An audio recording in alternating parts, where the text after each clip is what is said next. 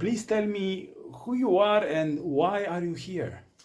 I'm 56 from the U.S. From North Carolina originally, so live in Hawaii now. So flew all the way from Hawaii here.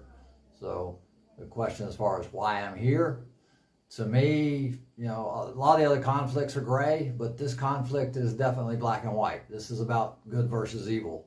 This is a storybook. Any movie we've ever watched, this is definitely evil against good. I mean, we're battling a situation here where the Ukrainians and the rest of the world are caring and kind and generous and unselfish and take care of one another. And it's just a matter of, we need to stand up for that. That is the most important thing in the world, is just to show human beings that we're kind and we're caring and that we take care of one another and that the world is united so that we feed each other and make sure that, we all move forward as one collective whole unit. So, we feel the pain of one country's failure and their conflicts, and we enjoy the successes of other countries that are doing good, and we all work together. And for some reason, Russia does not grasp this concept that we're all one unit, and we have to get along and work together and be normal human beings. This is 2022. We have to work together. It seems asinine that we have a leader in a country that does not understand the concept of being unselfish and being generous and being kind and just the basic moral values that are required by human beings these days. It blows my mind. And what are you doing here in Ukraine? My initial goal was to come and fight. I think, everybody around the globe should be motivated to come here and support the Ukrainians and support the army, no matter what gender, age, anything. Everybody should be here supporting the army. But I'm 56, so initially they were like, well, I have no military experience, so they're like, you're not an ideal candidate. So they said, not right this minute. So plan B was to come here to Kyiv and promote getting more people here. We need thousands and thousands and thousands of people here fighting with the Ukrainians. We need, we've got 190 countries around the world, and we need thousands from all of them. If the governments will not send their official military, then we civilians have to pick up the torch and make this thing happen. And we've gotten some wonderful people here, but it's a small fraction of the number that should be here. If we have 5,000, to 10,000 people here fighting, that is just a minuscule amount of the 5 billion people on the globe. We need everyone here fighting. That's why I'm in Kyiv. So every project that I promote is about getting people here to support the Ukrainians. We were at a critical juncture in this war where we are sitting on the fence as far as whether good or evil is going to win. Right now we're looking at a situation where the world is waning and it's thinking that this is important or not. And we're at a point where, all right, are we going to stand for humanity, for human rights, for everything that is good with the world?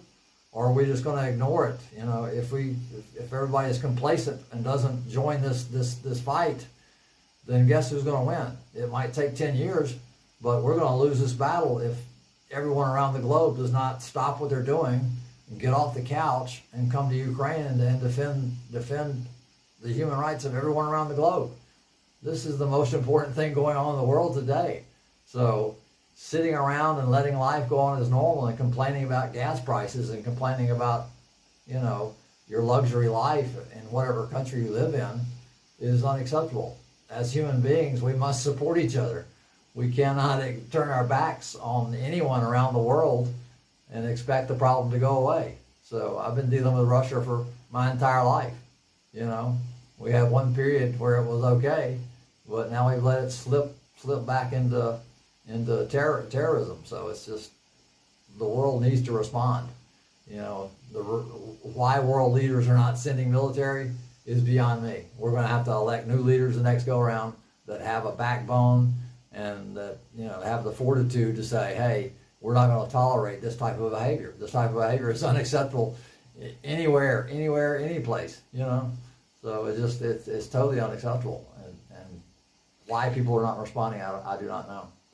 What impressed you the most since you are here? My trip to Irpin was pretty emotional. So, going and seeing the buildings that were burned and destroyed and things of that nature. I think more emotional for me is just talking to the guys that have come here. When you talk to a 20-year-old guy that sold everything he owns to come here to fight, that is heroism. He's coming here to risk his life for humanity, for the Ukrainians. Guys that sell everything they own to come here and support the Ukrainians while others sit at home and do nothing. It's totally mind-blowing how we have this divide of people that are selfless and courageous and wonderful and willing to sell everything they own to come here and support, keep people from getting killed, to shelter kids and protect Ukrainians, and others that just, want to sit at home and not. It's just, it's an indictment of our entire human society to say, hey, where do we stand? Do we stand for good, or do we just not care? I mean, does the world not care? That's the feeling that I wrestle with every day in my interactions with everybody.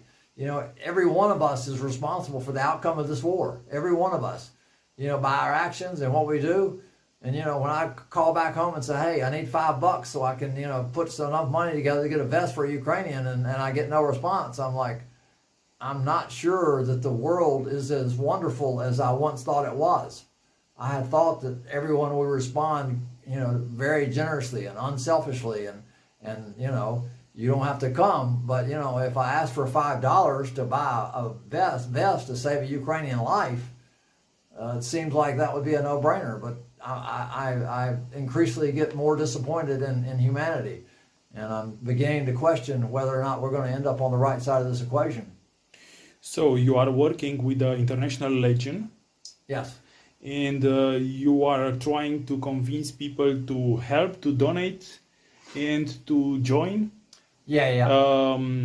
My final question is, what would you say to the people in order to convince them to join the International Legion, or to donate for it, or to be involved in the humanitarian aid to Ukraine? Right. It's just extremely important, the whole thing. As far as joining the military, yes, if you have some military experience or know people with military experience, encouraging them to come and fight. We have units all over the place.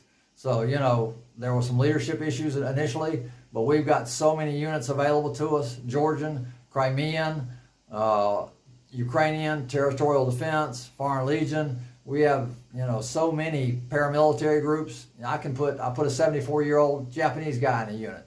So, we have girls in units. So we have two girls that are in the unit up the street. So any gender, any age, any skill level to no skill level. But yeah, if you want to fight, come here and see me, and I'll put you in a unit so you can go fight. But regardless of that, we should have thousands upon thousands of people standing here with the Ukrainians. This Maiden Square, Independence Square, we should have millions of people in this square, filling the square from every country around the world. And why we don't, I don't understand. I'm here every day with all the flags from all the supporting countries, with the memorials for the people that have died. And, I've had several people come, but just a handful, So it blows my mind that I'm standing here alone without thousands of people from every country, from Asia, from Africa, from Australia, from Canada, from everywhere in South America, every place. Europe. Europe, everywhere. We need everybody here. If you have no skills, just come. We need to be cheerleaders. Just being here and saying, hey, I support the Ukrainians, and I support human rights, and I support good and generosity and caring and kindness and altruism, and it's just we need to show the world that we care, and it's essential. If you don't do any work at all, just being here and supporting and showing them that we care for our fellow human beings. is the most important thing we can do.